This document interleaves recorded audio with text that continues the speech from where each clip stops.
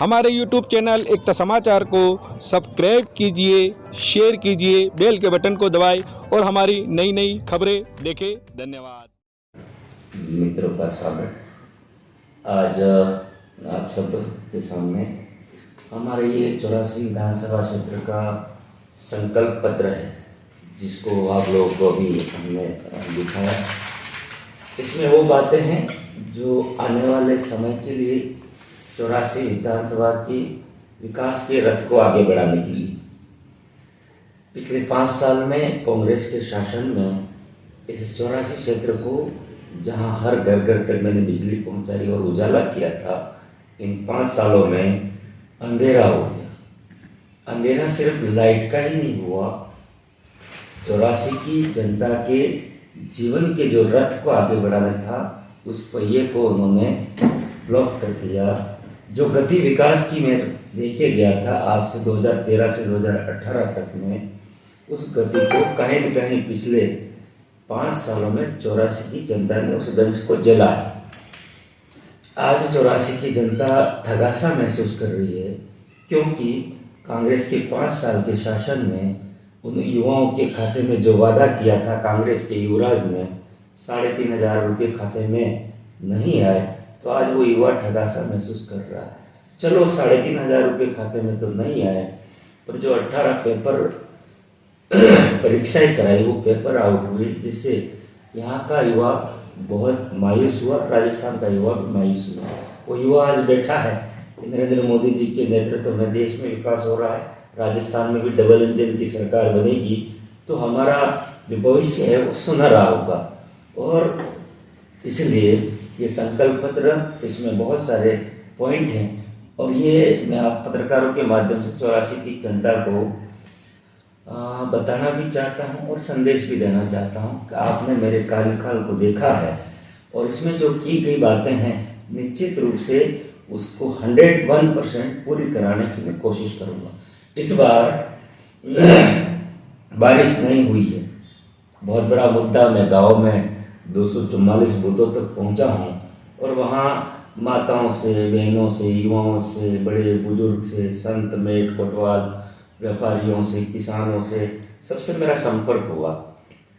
सबने कहा सब हर चीज़ हो जाएगी, सड़क भी बनेगी, स्कूल का रूम भी बन जाएगा, विकास का इंफ्रास्ट्रक्चर के और भवन भी आप खड़े कर देंगे, पर जल नहीं होगा तो हमारा जीवन नहीं होगा।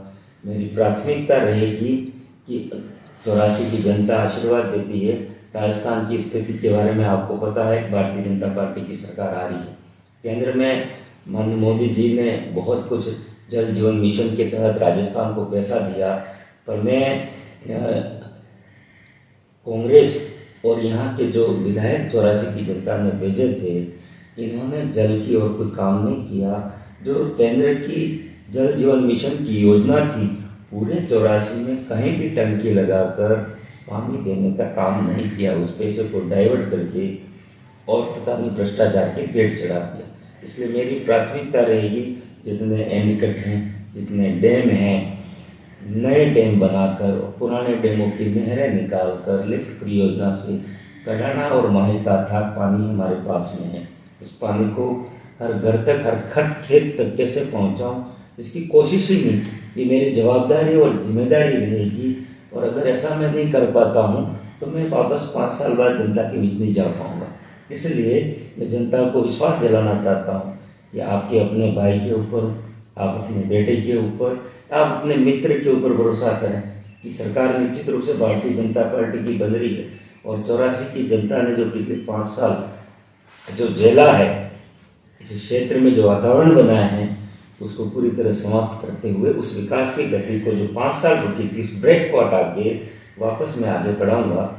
इस क्षेत्र में बहुत सारी आवश्यकता है, शिक्षा की, कोचिंग की, प्रधानमंत्री आवास नहीं आ रहे हैं, लोगों को कैटल सेट नहीं मिल रहे हैं, हमारे नए बच्चे जो 18 साल से ऊपर हैं उनको बिल्कुल प्रधानमंत्री आवास नहीं मिल रहा है।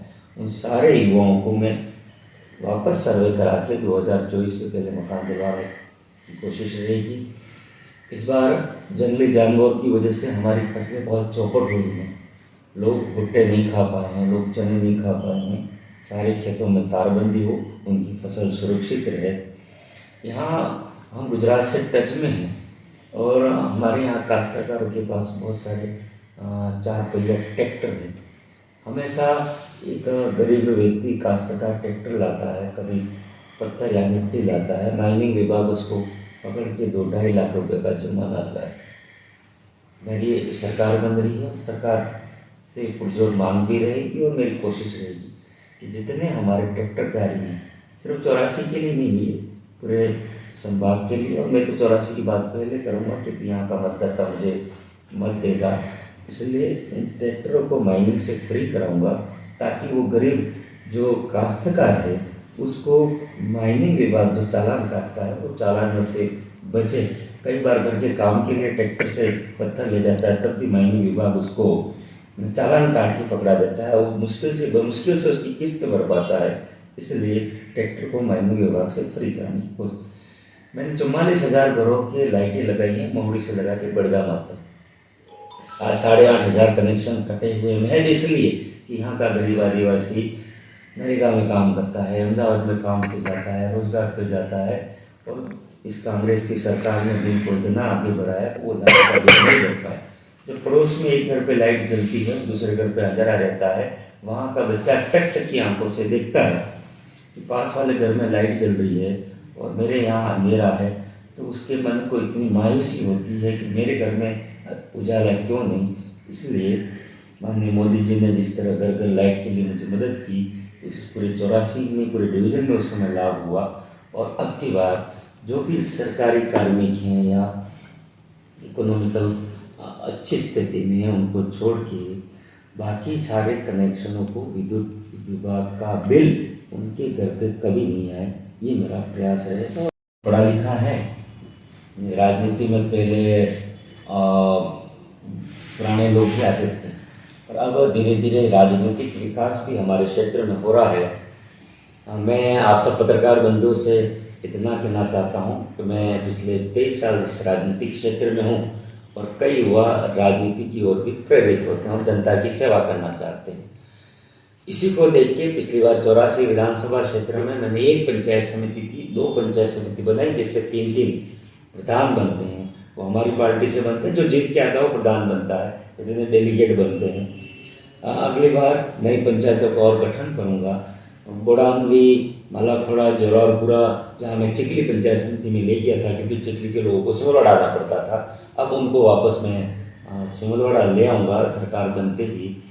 बेड़सा और नागरिया पंचला को जोतरी ले गया था, गंदवा वालों को बिच्छीवाड़ा जाना पड़ता था, चारवाड़ा वालों को, उनको वापस सिमलवाड़ा मिलाते हुए सिमलवाड़ा की जो पंचायतों की पूर्ति है उसको पूर्ण करते हुए हमारा एक डामोर क्षेत्र है, हमेशा राजनीतिक क्षेत्र में आगे नहीं आ पाया, ऐसा उनका सबका कहना है।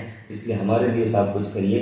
तो स्पेशल पुनावाड़ा पंचायत समिति जो अभी चिखली में मैं ले गया था, उसको पुनावाड़ा डोंडरिया अलग पंचायतें बनाते हुए डामोर क्षेत्र के लिए अलग से पंचायत समिति का निर्माण होगा, जिससे सारे विभिन्न विभागों के भवन भी बनेंगे, वहाँ विकास भी अधिक होगा और पूरा डामोर क्षेत्र की एक नई पंचायत समिति बनाएंगे, जिससे राजनीतिक विकास हमारे डामोर क्षेत्र डामोर भाइयों का भी होगा, जो आने वाले समय के लिए उनके गाँव पलटाने तक वो विकास कर पाएंगे। एक परमानेंट और स्थायी काम हो पाएगा। नई पंचायतों का गठन, नए राजपालिकाओं का गठन होगा और निश्चित रूप से करेंगे। महत्वपूर्ण समस्या पानी की है, जो डोलकुंजला बांध है, गड़ा गोकल का बेड़ा नाका है, ससरी की नाल है, बोर का बटड़ा में बोर के बाटड़े को जो मैंने शुरू किया था, रुका हुआ था, उसको पूर्ण कराएं। कालू सेड़ा महुड़ी में है, उसको मैं ऊपर उठाऊंगा। पाड़ा दरा पौड़ी खातुरात में उसको ऊपर उठाने का है। मोदरा यहाँ मेवड़ा में जो बांध है, मोदरी बांध है, उसको बनाना है। कलियारी का पानी बेका नाका में डालना है, कलियारी का पानी ले जाना है। पंचकोटी में निकट को बड़ा करना है, जिसकी वजह से जहाँ बारिश का पानी है वो रुके और हमारे खेतों और खलिहानों तक जाए।